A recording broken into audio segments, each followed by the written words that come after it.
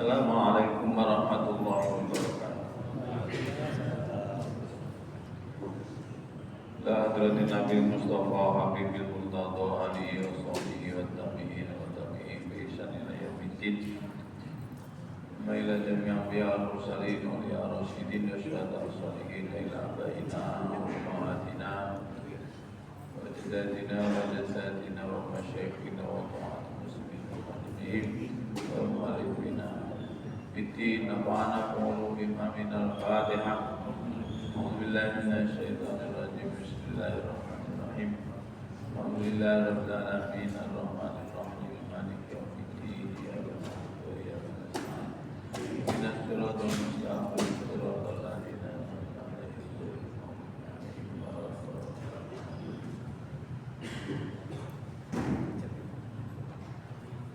Bismillahirrahmanirrahim.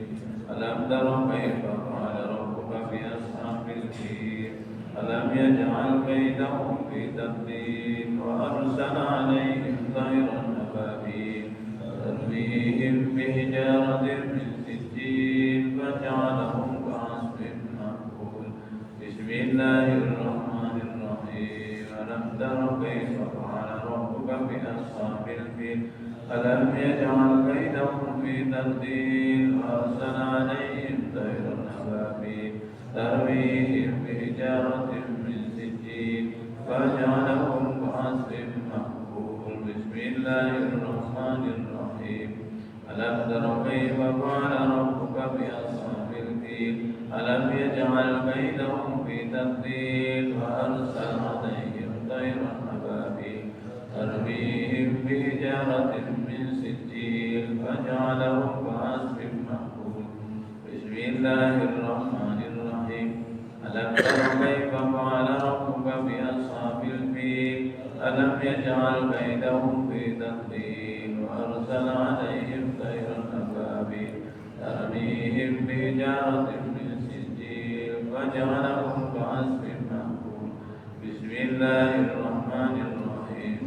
ألم تر كيف فعل ربك بأصحاب الفيل ألم يجعل كيدهم في تضليل وأرسل عليهم طيرا أبابيل ترميهم ترميهم ترميهم ترميهم ترميهم ترميهم ترميهم بحجارة من سجيل فجعلهم كعصف مأكول. بسم الله الرحمن الرحيم. الحمد لله رب العالمين. Salatu wassalamu ala asrafil mursalin sayyidina Muhammadin wa ala alihi wa sahbihi ajma'in. Qala ta'ala a'udzu billahi minasy syaithanir rajim. Qalu subhanaka la ilma lana illa ma 'allamtana innaka antal alimul hakim. Qala rabbi shrah li sadri wa yassir li amri wahlul 'uqdatam min lisani yafqahu qawli waj'al li waziran min ahli. Sadaqallahu.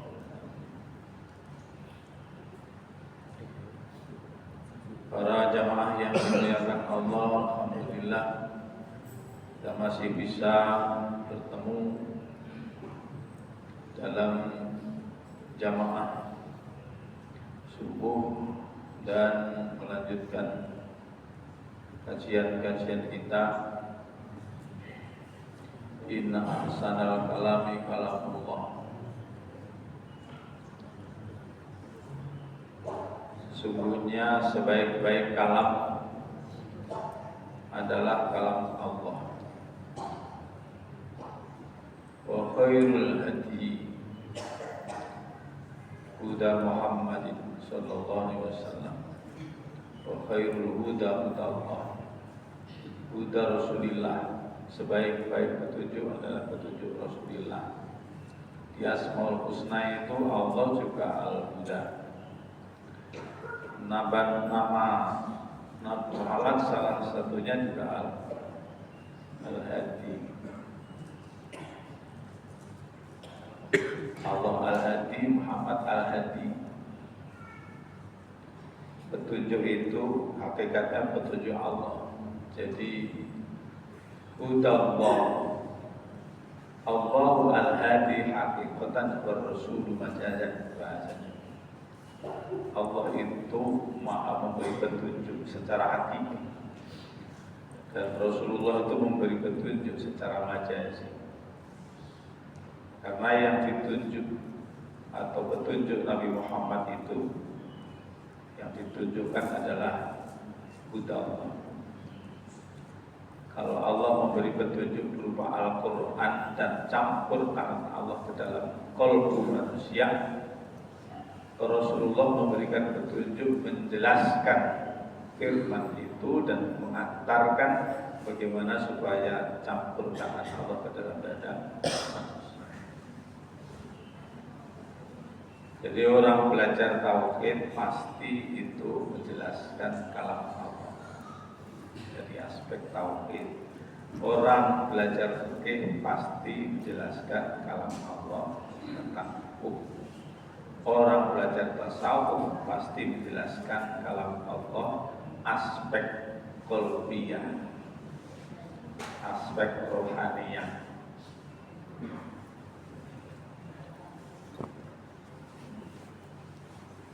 Dan itu tentu orang ahli tasawuf sepakat yang paling penting dan utama itu ya qalbu itu. Innamal a'malu binniyat. Semua amal perbuatan tergantung niat, dan niat itu ada di dalam qalbu. Termasuk orang bisa mengikuti ajaran Nabi yang kita dengarkan selama bulan Maulid itu. 3 syarat utama itu adalah qalbu. Laqad kana lakum fi Rasulillah uswatun hasanatun liman kana yarjullaha wa yawmal akhir wa dzakarallaha katsiran. Dalam diri Rasulullah itu ada teladan yang baik bagi pertama maka yarjullah, yang mengharap Allah, menghendaki. Harapan itu adanya di qalbu.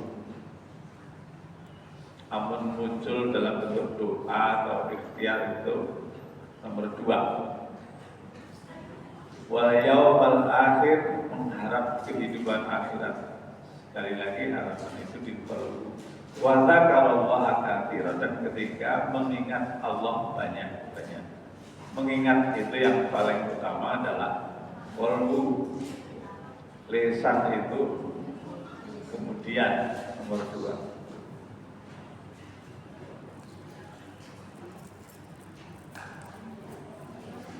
Jadi bahasan tasawuf itu bahasan berat. Kalau menjelaskan ayat, mesti ayat-ayat itu penafsirannya itu penafsir dari aspek yang berat. Ya termasuk begini. Lalu yang dibahaskan ar-rojak. Rojak itu inti. Orang hidup tidak punya harapan, itu orang gila.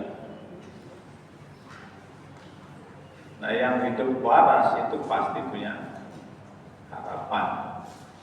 Ibu menyuapi anaknya itu jangan mengharapkan anaknya bisa hidup, bisa sehat, bisa pintar, bisa jadi orang soleh. Itu aja menyuapi.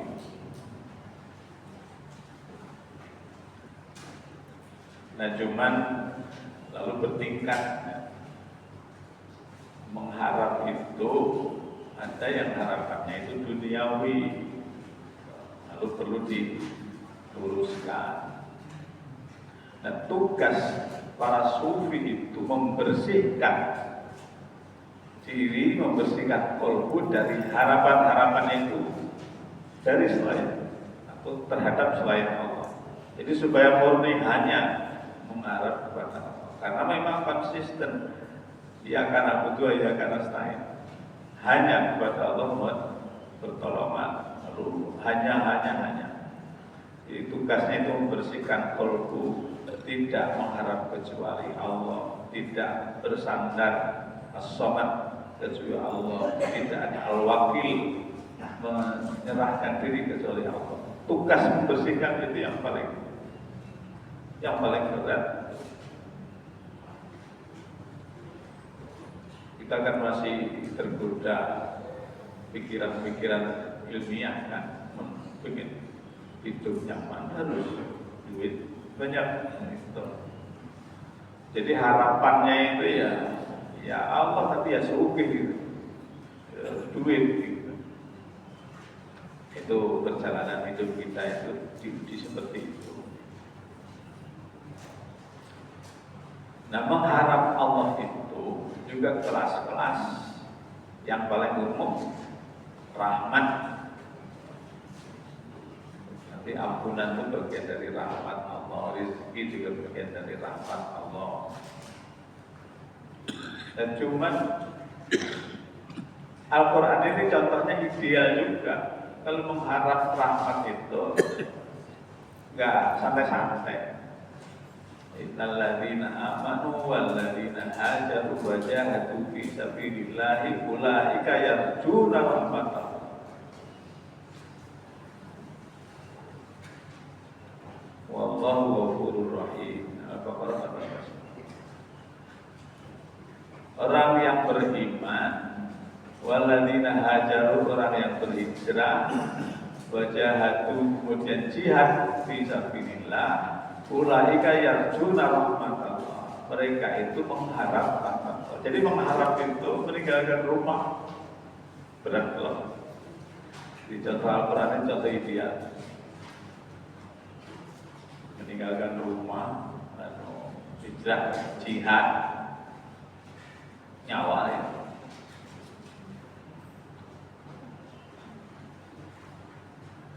Ada juga bagian dari rahmat itu bisnisnya ini beruntung terus. Innal ladzina yatluna kitaballahi wa aqamus shalah. Ini berat juga. Wa anfaqu mimma razaqnahum sirran wa alaniyatan yarjuna tijaratan lan tabur.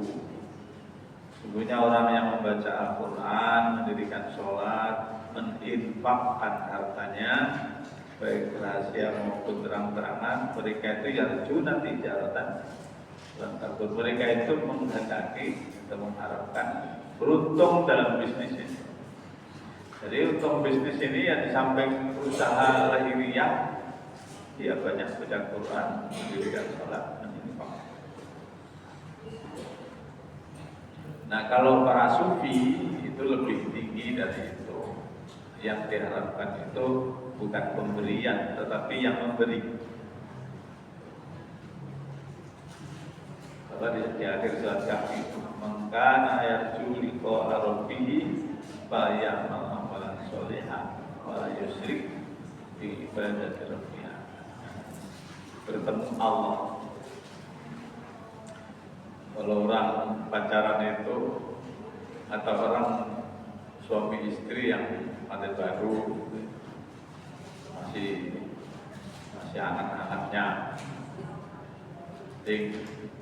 aku mau pergi pesan apa, mau oleh-oleh apa, ada apa, ada usaha ditawari ini itu ada, yang penting dia beli. Jadi yang digandang itu ya bukan.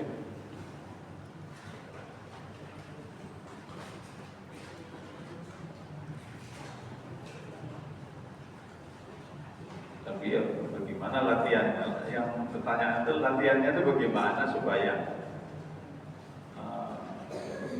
yang digandang itu Allah, tingkot. Ya, idealnya contoh Nabi itu ya luar biasa. Meninggal yang paling bagus dengan membaca la ilaha illallah. Tapi beliau tidak. Beliau sendiri malah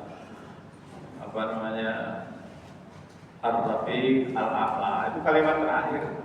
Ar-Rafiq Al-A'la itu, Rafiq itu kawan dekat. Al-A'la yang maha tinggi. Jadi pertemuan itu yang dirindukan. Nah, itu ajaran yang sangat jelas kan, bahwa mencari Allah itu lebih utama. Jadi contoh Al-Quran ideal, contoh Nabi ya, contoh yang sangat ideal.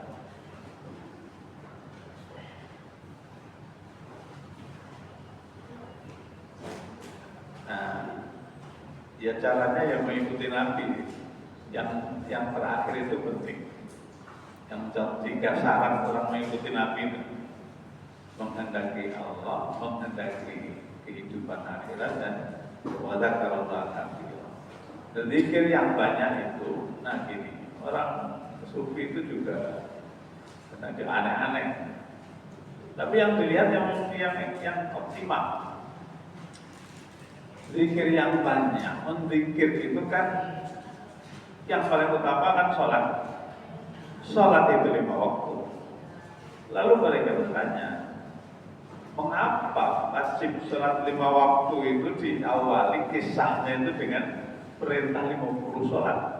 Ini soal kan bisa saja Allah langsung aja, kami wajibkan kamu dan umatmu sholat 5 waktu, itu aja. Tapi ternyata enggak, harus ada 50 dan tawar-menawar sampai 9 kali. Itu yang diambil yang 50-nya itu. Jadi memburu ibadah itu yang normal menurut ahli tasawuf 50. Makanya sholat sebanyak-banyaknya. Banyak ya, terutama yang ahli yang hamalatul Quran, yang hafal Quran itu. Cara menghafal Al-Quran, menjaga hafalan itu sholat berlama-lama. Nah, kalau duduk begini mengaji ngantuk sejam 2 jam, tapi kalau berdiri ya 1 rakaat 1 juz dan seterusnya. Itu masuk Imam Ali Zainul Abidin itu hampir 24 jam.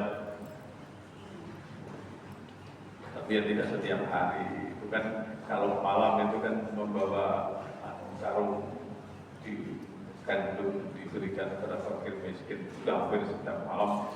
Terus siang itu sholat, yang duit banyaknya yang memberi. Ketahuannya itu nggak tahu orang, atau ketahuannya sudah meninggal, yang punggungnya itu hitam apa?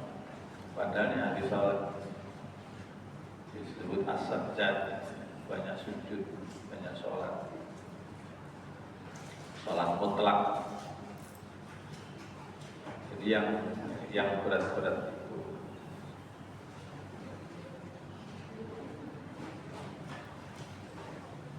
Ya, kalau zikirnya banyak, kalau 5 waktu itu kan supaya jaraknya nggak jauh-jauh, jadi lupa Allah Ta'ala. Ya sebab ajaran Nabi itu hadis Aisyah yang sering kita dengar itu. Tanamu ainayya wa la yanamu qalbi, wahai Aisyah, dua mataku ini tidur tapi kalbunya tidak tidur. Artinya apa? Artinya connect terus dengan Allah Ta'ala. Karena apa? Harapannya hanya Allah. Itu yang diajarkan, makanya yarjullah tadi itu ya terkait dengan dzakarallah katsiran. Orang tak bisa hanya mengharap Allah tapi enggak pernah zikir, itu bisa. Jadi mesti terkait itu. Ya, makanya wa ma yasrifu 'anil hawa wa illa wahyu yuha itu sebenarnya bukan hanya tidak bicara kecuali wahyu. Itu termasuk perbuatannya. Karena wahyu itu ya perbuatan ya ucapan. Hadis ini wahyu sebenarnya. Itu illa wahyu yuha. Karena inspirasinya itu dari Allah. Nah, karena hanya mengharap Allah 24 jam, maka tidak ada yang dilakukan kecuali itu wahyu. Ya, terkadang yang muncul aspek-aspek kemanusiaan, masa itu wahyu. Misalnya menceraikan istrinya, dia tetap saja itu yang mengatur Allah. Skenario nya kan Allah. kasus-kasus yang terjadi pada diri Rasulullah SAW itu hanya melatar belakangi bagaimana nanti wahyu turun. Ini yang sering perlu sampaikan tuh. Waktu mau menceraikan siapa namanya Sayyidatuna Saudah. Sayyidatuna Saudah itu riwayat yang masyhur, umurnya itu 5 tahun lebih tua daripada Rasulullah SAW. Jadi setelah Khadijah wafat, nikah sama Sayyidah Aisyah itu hanya nikah saja karena belum bisa dikumpuli. Kemudian nikah dengan Saudah, Siti Saudah itu sebagai pengganti Sayyidah Khadijah. Tapi waktu hijrah di Madinah, waktu menikahnya hanya 2 istri, Aisyah sama Sayyidah Saudah. Ini kan durasi waktu itu banyak. Kalau 9 kan dibagi, tapi hanya 2. 1, 2, Senin, Selasa, Rabu, kan gitu. Sementara Sayyidah Saudah itu sudah tua. Artinya kurang mampu memberi nafkah batin. Tapi Sayyidah Saudah itu sudah merasa, belum dia sudah merasa. Tolong saya tidak dicerai dan saya kepingin wafat sebagai istri Rasulullah SAW. Waktu saya berikan Sayyidah Aisyah. Jadi gilirannya itu diberikan Sayyidah Aisyah. Artinya ada ajaran. Di situ ada ajaran. Satu, kewajiban memberi. Kemudian yang kedua, mempertahankan rumah tangga itu penting. Kalau dengan Sayyidah Hafsah itu beda lagi. Itu pernah dicerai pulang, jadi disuruh pulang sampai Sayyidina Umar itu marah bukan main. Tapi apa? Jibril turun, irji ilaiha fa innaha sawwamah qawwamah. Kembalilah kau wahai Muhammad kepada Allah, karena dia itu kuat bangun malam dan kuat puasa. Itu senjata yang paling penting. Kuat puasa sama kuat bangun malam itu ya. Umar juga begitu, putrinya itu Sayyidah Hafsah itu juga begitu. Tapi kalau wanita itu cerewet itu memang biasa. Anaknya orang yang tegas itu ya ngomongnya ya apa adanya gitu. Tapi tidak ada yang mati. Akhirnya kembali. Itu kan ajaran. Jadi semua yang dilakukan oleh Rasulullah yang diucapkan itu adalah wahyu. Karena yang mengiring Allah untuk ada keputusan-keputusan, ada pelajaran-pelajaran. Nah kita ini diajari supaya begitu. Yang diinginkan itu Allah, ya supaya bisa begitu. Kesadaran sepenuhnya itu Allah itu dalam kesadaran kita terus, berarti zikirnya harus terus menerus.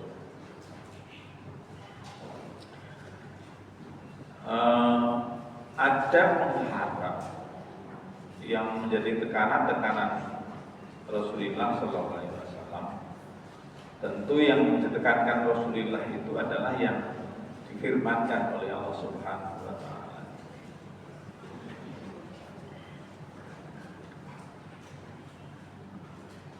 Jadi satu saat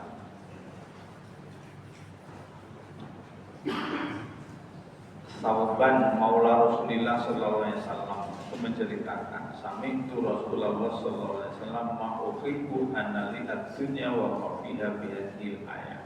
Saya mendengar Rasulullah bersabda, saya tidak mencintai ma'uhibbu anali ad-dunya, saya memiliki dunia, wa mafiha, dan apa yang ada di dalamnya. Bihadil ayat, sebab ayat ini. Jadi Rasulullah itu mengapa dunia itu tidak menjadi fokus, tapi fokus akhirat. Allah dan hari akhir. Karena ada ayat qul ya ibadiyalladzina asrafu ala anfusihim la taqnatu min rahmatillah innallaha yaghfiru dzunuba jami'a innahu huwal ghafurur rahim. Az-Zumar. Katakan Muhammad, ini apa namanya, hadis qudsi. Bukan ayat Al-Qur'an. Qul ya ibadi, katakan Muhammad, ya ibadi alladzina asrafu, wahai hambaku yang asrafu melampaui batas. Jadi orang yang mau rusak betul itu dikiau oleh Allah yang ibadi. Asrafu ala anfusihim itu orang yang berlebihan terhadap dirinya sendiri. Ya, kita nggak cari tafsir banyak itu berlebihan, soal harta, soal nafsu, soal kerusakan. La taqnatu min rahmatillah, jangan putus asa terhadap rahmat Allah. Jadi orang yang merusak sekalipun itu, jadi ya biasanya kan orang yang merusak jujuran sudah paham bahasa ini karena mungkin ya Allah mampuni saya, dosa saya begini dan seterusnya. Itu tidak boleh begitu. La taqnatu min rahmatillah, jangan putus asa terhadap rahmat Allah. Innallaha yaghfiru dzunuba jami'a. Allah itu mengampuni dosa semuanya. Artinya seberat apapun hidup, sejelek apapun orang, itu kalau kita masih punya harapan kepada Allah, itu harapan sekecil apapun itu. Karena masih mengakui Allah, mengharap Allah itu kan masih mengakui Allah sebagai Tuhan. Itu yang penting. Sampai orang sekarang itu yang paling utama itu ada harapannya. Jadi benar juga kalau anak indazani abdi, saya tergantung prasangka. Sebenarnya zon itu ya kita mengartikan itu keyakinan lah, tergantung keyakinan. Karena zon di situ itu 75%. Ada sepertiga gitu. Ada yang bilang seperempat, setengah, kemudian 75%. Zon itu di situ. Dan kalau diartikan prasangka itu masih 50-50. Kemungkinan benar, kemungkinan salah. Tapi kalau Allah sendiri dalam hadis qudsi pakai zon itu sudah 70%. Kalau kita menerjemahkan yang fokus ya keyakinan, tapi keyakinan yang masih minus. Ya orang ijtihad itu kan zon juga. Dia meyakini ini benar meskipun ada kemungkinan salah. Ya sama begini. Ada orang yang kuat pegangannya kepada takdir, ada orang yang kuat pegangannya terhadap sunnatullah. Orang Allah memberi rezeki itu kan karena ada sebab akibat pegawai. Ayatnya itu walata tidak sunnatillahi tabdila. Allah tidak akan mungkin merubah sunnahnya. Yakin. Jadi kerja keras yang disukai. Tapi ada juga yang yarzuqu man yasha. Allah yarzuqu man yasha. Ada innallaha ala kulli syai'in qadir. Allah itu memberi rezeki itu siapa saja yang dikehendaki. Allah itu maha kuasa terhadap segala sesuatu. Lalu lebih santai. Ini yakin semua. Itu namanya zon. Orang yang berpegang kepada takdir dalam hidupnya sehingga mempengaruhi hidupnya agak sedikit santai, itu benar juga, itu perasaan. Orang yang kerja keras karena ada sunnatullah tadi, itu juga perasaan dia. Sama dengan Nabi Isa sama Nabi Yahya itu, yang satu gak bisa senyum karena takut azab Allah, yang satu banyak senyum karena yakin rahmatnya Allah lebih luas. Itu namanya zon. Artinya yakin tapi masih bisa jadi orang lain punya keyakinan yang beda. Penekanannya itu ya sebenarnya yakin saja. Bagi orang yang ikhtiar itu yakin aja sama takdir, tapi cara paham begitu. Bagi orang yang meyakini berpegang kepada takdir itu menonjol, dia juga yakin bahwa sebab akibat itu sunatullah itu tidak dirubah. Nah, hanya masing-masing orang punya penekanan sendiri namanya zon. Nah, orang yang mau meninggal juga begitu. Kalau dia zonnya kepada Allah itu kuat, maka disitulah. Jadi ada hadis yang menjelaskan bahwa satu saat, ini hadis dari Anas bin Malik, bahwa Nabi itu satu saat datang kepada seorang pemuda. Pemuda itu garing menjelang hajat. Lalu Nabi menanyakan, "Kaifa tajiduka?" Gimana kau mendapatkan dirimu? Itu kalau bahasa terjemahan harfiah. Gimana keadaanmu, wahai pemuda? Qala wallahi ya Rasulullah, demi Allah ya Rasulullah, ini arjullah, saya mengharap Allah. Wa ini akhafu dzunubi, dan saya takut banyaknya dosaku. Jadi di satu sisi dia rojak, di satu sisi dia khauf. Harapannya pada Allah kuat, takutnya juga kuat. Artinya yang satu itu meyakini Allah ini kan Maha mengampuni, rahmatnya lebih luas kan gitu ya. Ini ideal dalam bukan ya seperti tadi kan menonjol salah satu. Ini ideal. Harapannya kuat, tapi takutnya juga kuat. Wa akhafu dzunubi. Faqala Rasulullah la yastami'ani fi qalbi inda fi qalbi 'abdin fi misli hadzal mautin. Tidak berkumpul di dalam satu kalbu seorang hamba ketika menghadapi sakaratul maut, melainkan illa atau Allahumma yarju wa amana mimma yakhaf, melainkan Allah akan memberi apa yang dia harap dan Allah akan mengamankan apa yang dia takuti. Dua-duanya dikabulkan karena zatnya kepada Allah ini dua-duanya kuat. Kalau kita nanti dia tergantung Allah memberilah. Dalam kesadaran kita menjelang wafat itu, apakah seperti Sayyidina Umar yang tampak dosanya itu banyak sekali gitu. Atau kalau Rasulullah enggak, Rasulullah tidak. Nah, kalimatnya itu yang dilihat ini Allah lebih Ar-Rafiq Al-A'la. Jadi beda-beda. Kalau salah satu zonanya kuat, misalnya pengampunan dosa, ya di situ yang akan diampuni, karena hasilnya sama saja. Kalau rojaknya itu yang kuat, harapannya itu akan dikabulkan Allah. Nah, ya ini pemuda ini dua-duanya luar biasa. Orang yang di selama hidupnya itu lucu, kemudian menyenangkan orang, ternyata juga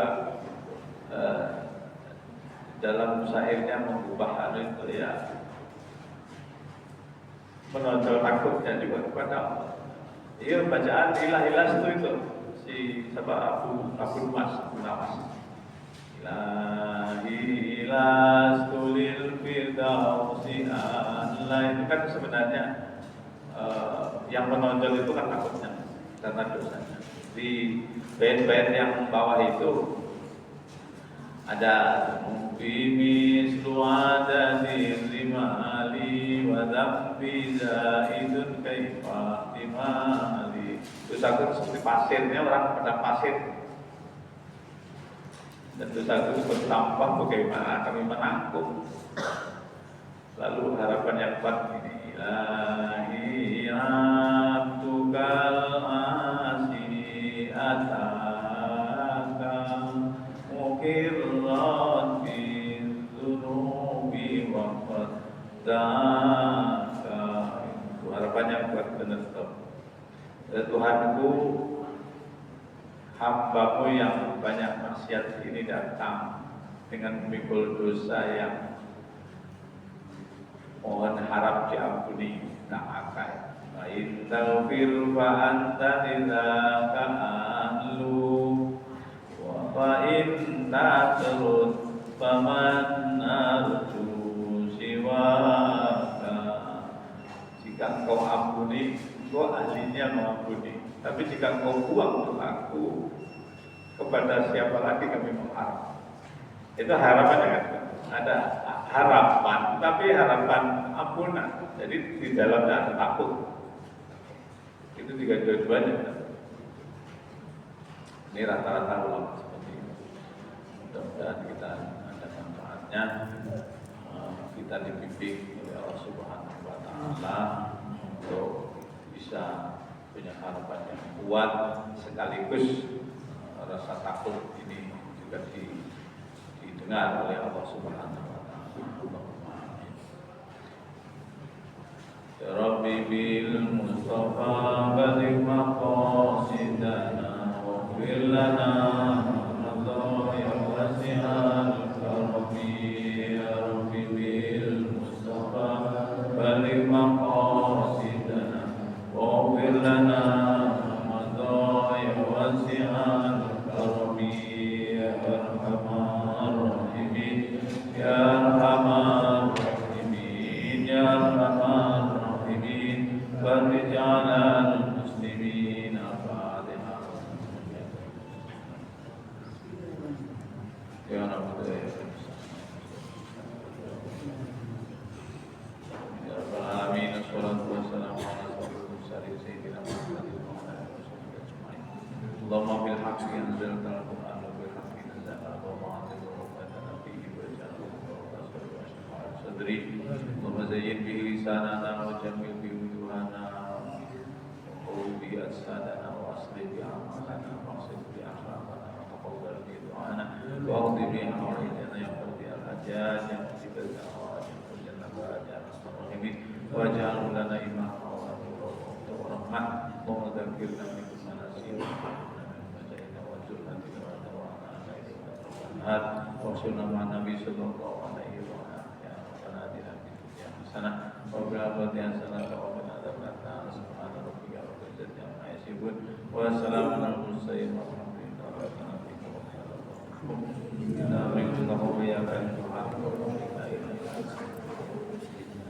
Mohon maaf yang sebesar-besarnya. Assalamualaikum warahmatullahi wabarakatuh.